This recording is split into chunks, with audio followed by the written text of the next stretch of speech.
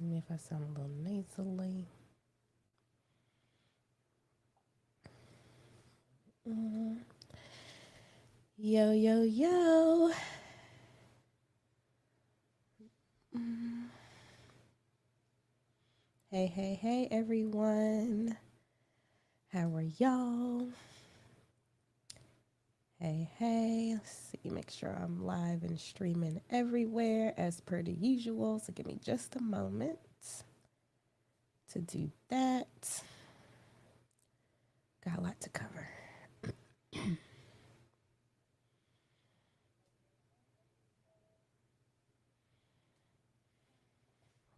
Give me just a moment. Make sure I am live everywhere. If this is your first time joining me for Friday Finance Live, welcome. I am streaming live on Twitter, Instagram, Facebook, and YouTube. So you're probably watching me on one of those mini platforms. All right, and let me go live on Facebook. And we should be good. Instagram, you're on. Hey, Instagram. All right, y'all. I'm going to hop right in because this one was requested um, by one of the listeners. So thank you so much for letting me know what you want to hear about for this Finance Friday Live. And it's going to be all about the Biden student loan forgiveness, right? Because that is a hot button topic. There's been a lot of updates since I talked about it, 2 weeks ago? So I'm like, let me go ahead and revisit it because obviously everybody has questions. It's a lot going on, it's a lot to take in, which I completely understand. I'm trying to keep up myself so that way I can let you all know what's going on. But I'm going to start with the basics, what it is, just in case there's people watching that have not heard yet or have no idea what's going on. Start off with that. Then I'm going to go over some important dates to keep in mind. And then I'm going to go over if you are eligible for a refund on any of the payments that you made during the pause. And then I'm going to go over taxes because some states are trying to tax, in North Carolina, where I live, is one of them. So I was like, let me go ahead and cover all of these. So I will only be covering student loan forgiveness because, as you can see, there's a lot to go over. So, if this doesn't apply to you and you're like, I really don't care, I don't, this is not, then I'm telling you now, this is exactly what I'm gonna be going over. So feel free to stay and educate yourself. Maybe you could educate someone else that is eligible. But this is exactly what was asked of me by an audience member, and this is what I'm going to give. Mama's Money Map. Yes. So she asked, for real, they're trying to tax student loan forgiveness. Yes, there's actually, I think, 7 states, the last I checked, that's trying to tax this forgiveness. So I'm going to go over that as well, what the possible tax rates and stuff might look like. So yeah, that's coming up towards the end. All right, so let's go ahead and get started with just the basics of what's going on. So, as we all know, if you followed the politics before Biden got elected, he said that he was looking at student loan forgiveness widespread. That is one of the things that was one of his platforms. That's what he wanted to do for the people. And so for the whole time he's been president, I know I've been one of them. Like, so where's the student loan forgiveness? Because your girl needs it, right? So finally, he made an announcement saying what the plan would look like, right? So there's a few parts to the plan. And bear with me because I'm looking at the government website right now just so I can make sure I get everything right for you. So, part one is they're going to do a final extension of the student loan repayment pause. If you didn't know, you've been under a rock since COVID. The government has extended at least 4 or 5 times now you having to pay back your student loans if you have federal loans. So they're doing it one final time and they've made it clear that this is the final time. So It will extend the pause through December 31st, 2022, which means payments will start resuming January 2023. Now, whether or not you qualify for student loan forgiveness, if you have federal student loans, that's when they would be due. But like I said in the previous live, talk to the student loan servicer that you use, because I talked to mine and they said even if they didn't extend it again, and let's say it was the end of August like it was originally, I still wouldn't have to pay until like May of next year because of the type of plan I was on. So talk to your student loan servicer and see with your individual circumstances if you would have to pay as of January, because it might not be the case. So that's part one. Then part two is providing targeted debt relief to low and middle income families. So this is the big part that a lot of people are talking about now. So, what the U.S. Department of Education is going to do is provide up to $20,000 in debt cancellation to Pell Grant recipients with loans held by the Department of Education, and up to $10,000 in debt cancellation to non-Pell Grant recipients. If you're not familiar with what a Pell Grant is, when you applied for school and you filled out your FAFSA, they use that information to determine if you're eligible for a Pell Grant, usually for low or middle income families.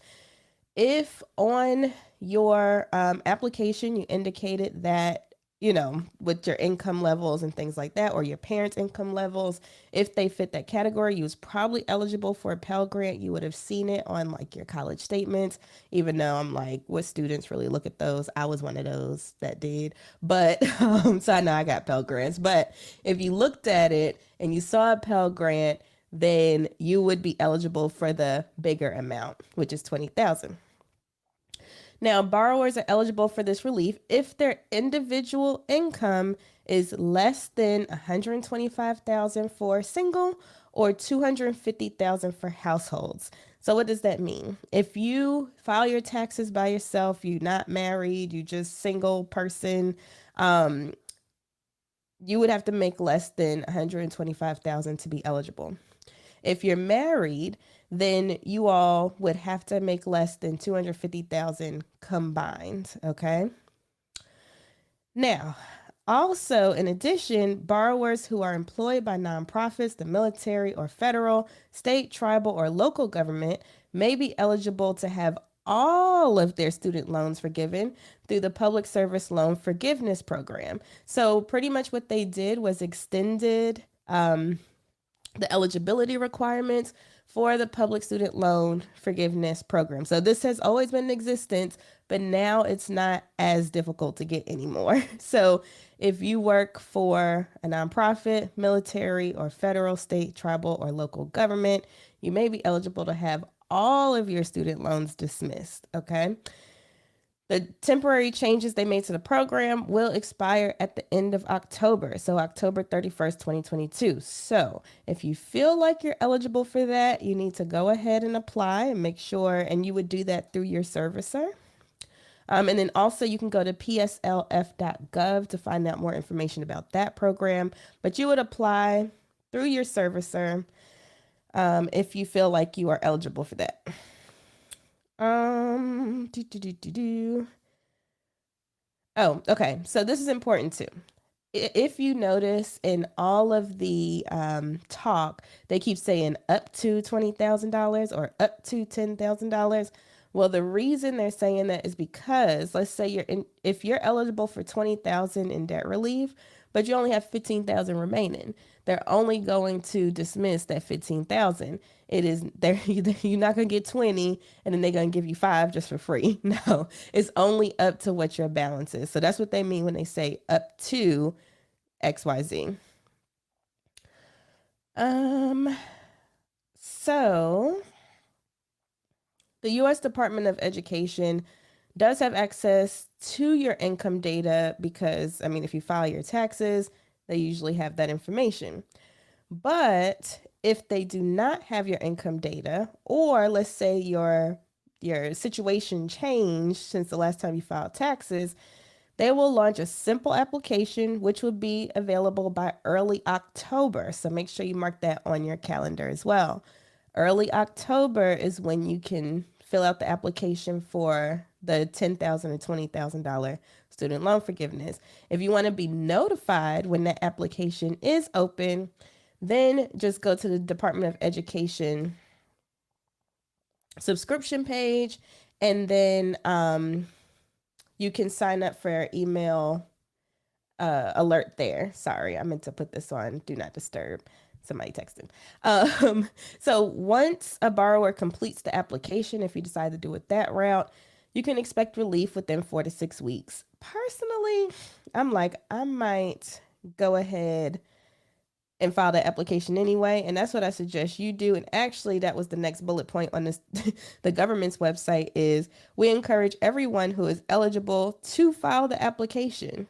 But there are 8 million people for whom we have data and who will get the relief automatically. So I'm saying, just to check all your boxes, go ahead and fill out the application when it comes out at the beginning of October, early October sometime.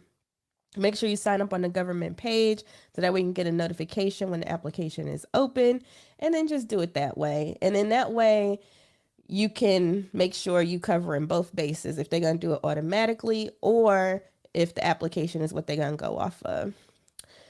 They are advising that people apply before November 15th in order to receive relief before the payment pause expires on December 31st. So don't wait until the last minute. Matter of fact, I would suggest, if you are eligible, go ahead and fill out the application ASAP as soon as it drops. And that way it can be out the way, because wouldn't it be horrible if you like, okay, the application's out, all right, I'm gonna wait, and it's November 16th, and so now you can't do it. Just go ahead and get it done. And then it says they will continue to process applications as they are received, even after the pause expires on December 31st. So if you don't see it applied to your account by December 31st, don't panic. They're probably still working on it. Mind you, it's millions of people that are eligible for this, and everybody's short-staffed, so it may take some time. Then the third part of the student loan thing that's coming down the pipeline, I don't even know what to call it. Part 3 is that they want to make the student loan system more manageable for current and future buyers. So they are requiring borrowers to pay no more than 5% of their discretionary income monthly on undergraduate loans. It used to be 10%, so that's going down. So even if you have debt, whether or not you qualify for this, instead of basing it on 10% of your discretionary income, now they're basing your payments on 5%. They're also going to raise the amount of income that is considered non-discretionary income and therefore is protected from repayment. Then they're going to forgive loan balances after 10 years of payments instead of 20, because it used to be you had to make 20 years of payments before loan balances were forgiven. Now it's going to be 10 years, but that's only with loan balances of $12,000 or less. So, you know how Dave Ramsey's like, well, your student loans around so long, it's become a pet. Now, hopefully that won't be the case for a lot of people anymore. And then cover the borrower's unpaid monthly interest. So that, unlike other existing income-driven repayment plans, no borrower's loan balance will grow as long as they make their monthly payments, even if that monthly payment is zero because their income is low. So what does that mean? That means, they're not going to charge you interest as long as you're making your monthly payments. So now it becomes even more important to make your monthly payments every month on your student loans. So for those people that are like, I'm not paying my student loans, they're not getting a dime out of me, then now it's going to be accruing. Well, I mean, it was always accruing interest, but now they're incentivizing people to go ahead and pay them. So make sure you keep that in mind. So those are the 3 parts to the plan that is starting to roll out. They've already done the public service loan forgiveness expansion. That's already done. Now they're working on the second part, and then they'll be working on the third part. So now let me recap those dates. So make sure you're writing this down, y'all. Early October is when the applications would open up. So make sure you mark that down, early October, and go ahead. Like I said, I'm gonna say it one more time because I know we hard headed. Go on the Department of Education's website and make sure you sign up for the notification via email when the applications open. But it's gonna be early October. They haven't announced a specific date, so I don't have any more information other than that. But you can just sign up for updates on the website. November 15th, that is when they're going to close the applications. So make sure that you apply between early October and November 15th. Now, like I said, I suggest that you just do it as soon as it opens. So, A, you can be at the top of the line. And then B, you can just get it out the way and forget about it. And you don't have to worry about doing it anymore. Then December 31st is when student loan borrowers, regardless if you qualify for this forgiveness or not, if you have federal student loans, the pause on the payments will expire. So if you have outstanding debt after the amount is forgiven, make sure that you have enough money set aside to begin resuming payments because you still gonna have to pay. Now, like I said, my tip is to call the student loan servicer and see when, based on your particular circumstances, you would have to start paying. Because like I said, I called mine and it's not going to be January, it's going to be May. And I might call them again since this announcement, because when I called last time, it was like in June before they made this announcement.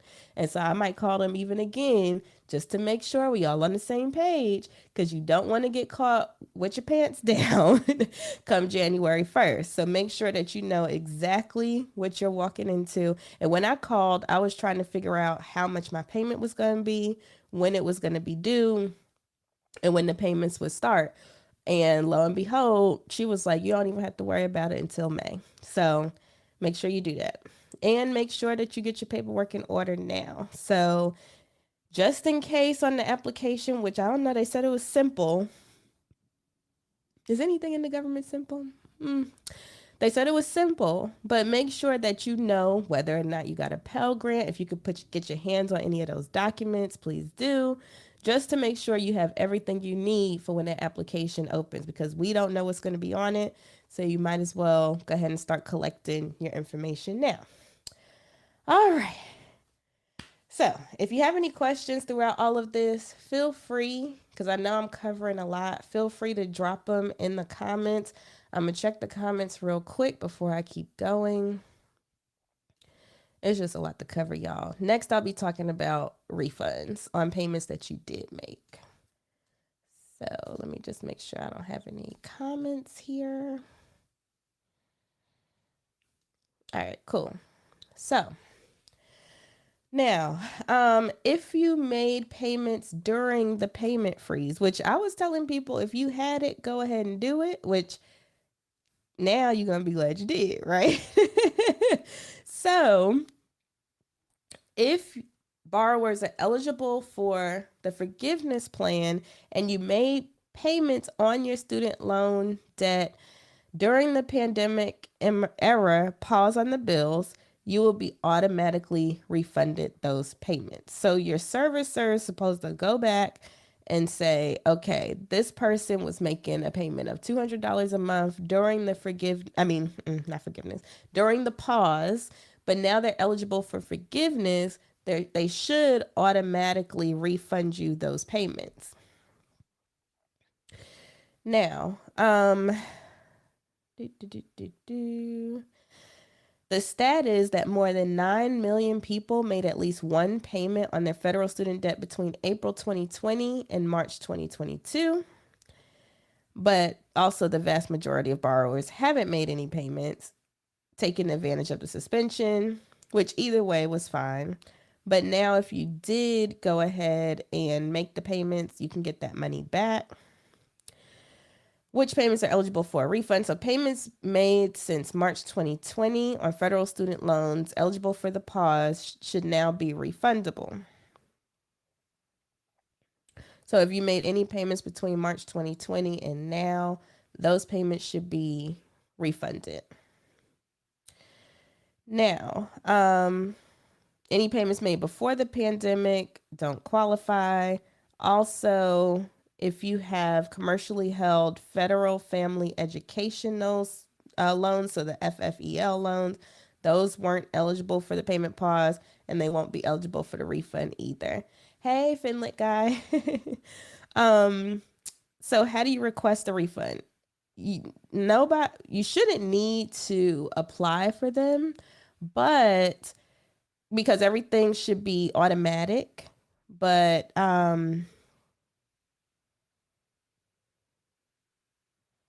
okay, so but the only caveat is if you paid your loan in full during the pandemic. So let's say you paid off your student loans, then you'll have to take action and request the payments back. So if you still have a balance, you still with your same servicer, they should refund it automatically, any payments that you made between March 2020 and now.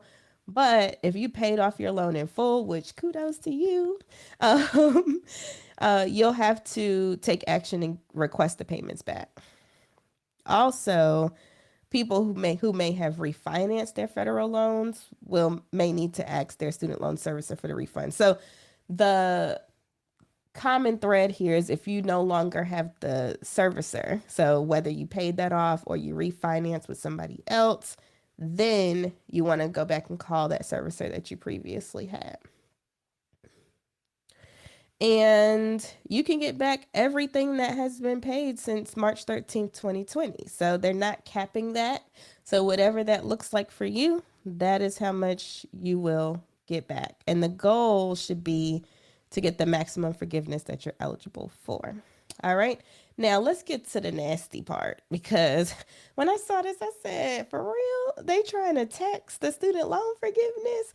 So as of today, because this article was updated 2 hours ago, there are 7 states that are looking to tax the student loan forgiveness if you're eligible, which I feel is so crazy because one, this is supposed to help low and middle income families. And then two, I'm like, if they're trying to help, now here come the states with their hands out like, oh, well, even though this was forgiven, we still need some money because now that's taxable income. I just don't think it's right. But that's neither here nor there. I don't make the laws. I'm just here to go over them. So the 7 states are Arkansas, California, Indiana, Minnesota, Mississippi, North Carolina, and Wisconsin. So if you're in any of those states, you may have to pay taxes on your student loan, state taxes on your student loan forgiveness. So if you're living in a state, you should be prepared and try to set the money aside just in case they try to come after your money as a result of this. So I'm going to go state by state because I notice people watching from all over. So I want to make sure I cover the states that I know about right now. So for instance, in Arkansas, they have graduated income tax rates from 2% to 4.9%. So you would take whether you're getting the 10,000 or the 20,000, take that and then calculate based on Arkansas taxes. For instance, if you get in 10,000 and it's 2%, then you would my mind just went away. You have to pay $200. Okay, so just keep that in mind. Now, also keep in mind too, there are other strategies to make sure that you keep your tax bill low. So, like when I read this, and North Carolina is one of the states, I'm like, well, throughout the year, I do tax saving strategies anyway, and I have my own business and all types of stuff. So, it could be possible where I probably wouldn't have to pay that, or at least not that much. But just start keeping this in mind. Like, if you have already figured out your year, and you already had an idea of how much your taxes would be, make sure you take this now into consideration if you live in these states, because it may increase your tax burden. California is another one. They have graduated rates based on your taxable income with percentages ranging from 1% to 12.3%. Although the higher tiers exceed the income limits for student loan forgiveness, so The people that are eligible probably won't be in the 12.3% range, but just double check. So, for example, if a single person has a taxable income of $40,000, their next dollar of income is taxed at 6%. So, that's how California works. So, you would have to go to the website, see what the tax rates are, and then kind of calculate your way from there. Indiana. Indiana has a flat tax rate of 3.23%, so this is not graduated. So that means you're either going to pay $323 or $646 of state tax liability. So even in the grand scheme of things, and this is what I was looking at too, because North Carolina also has a flat tax rate, but I was like, and I'm gonna get to North Carolina in a minute, but theirs is 4.99. So I'm like, they're gonna take $499 or almost 1,000, but I'm getting 10 to 20 because of my, getting forgiven. I'm like, you know what? Whatever. Go ahead and take your money. I will take that. But unfortunately, I mean, it still don't make it right, in my opinion. But I'm like, in the grand scheme of things, I would happily pay that tax bill to get that amount forgiven. So, anyway. Then Indiana residents, because I'm on Indiana, you may also have to pay county tax depending on your jurisdiction. So make sure you look at that too. So even though you have a flat tax rate, you still might have to pay your county tax too. So make sure you look at that. Minnesota. Minnesota's income tax rates are graduated, so they range from 5.35% to 9.85% for 2022. So make sure that you are checking that out. Minnesota's Department of Revenue is actually working on an example to share with borrowers. So Minnesota's serious about this thing. So if you live in Minnesota, go ahead and get your coins ready because they're like, we are even going to give you an example of what this is going to look like. So I don't think they're overturning theirs. All right, and then we in North Carolina, so that's where I live. We have a flat tax rate of 4.99% for 2022. So like I said, the tax liability would be $499 if you qualify for 10,000 or $998 if you qualify for 20,000. Then we have Wisconsin, which is the last one. They have graduated rates as well. So it depends on income, with rates ranging from 3.54% to 5.3%. Now, we've talked about this before. There's so many different ways that you can lower your taxable income throughout the year, by putting money in your work retirement plan, contributing to HSAs and FSAs. There's a lot of different strategies you can use throughout the year to make sure that your tax bill is as low as possible.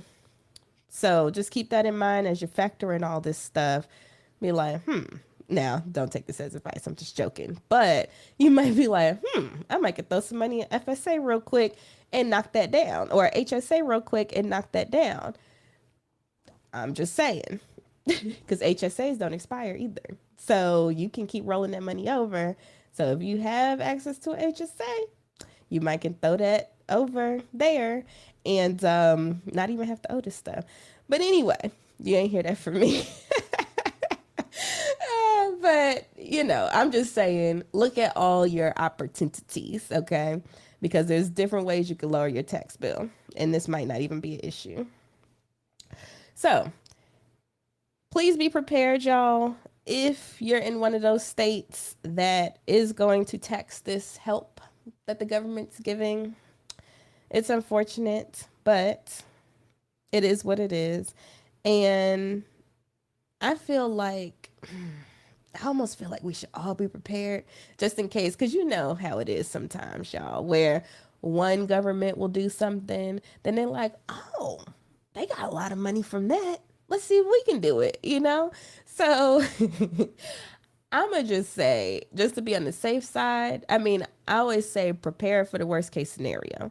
So I'm going to say, go ahead, regardless of the state, even if you're not in any of these 7 states that have announced it, your state may not have announced it yet. Okay. So just go ahead and look up what your tax rate is. Get that in your head if you're eligible for these forgiveness, the student loan forgiveness plan. So that way you won't be caught with your pants down. It's just better to be safe than sorry at the end of the day. So hopefully that was helpful. Whew. We spent a whole 30 minutes almost on talking about the student loan forgiveness and student loan plan or whatever, but it's really good information, and I might actually double this episode up as my Ask Tiffany for Tuesday. So if you missed it, you might be hearing this on the podcast too. But the important thing is somebody asked me this question. They like, Tiffany, give us the full rundown. So that's what I did today, and hopefully it was helpful.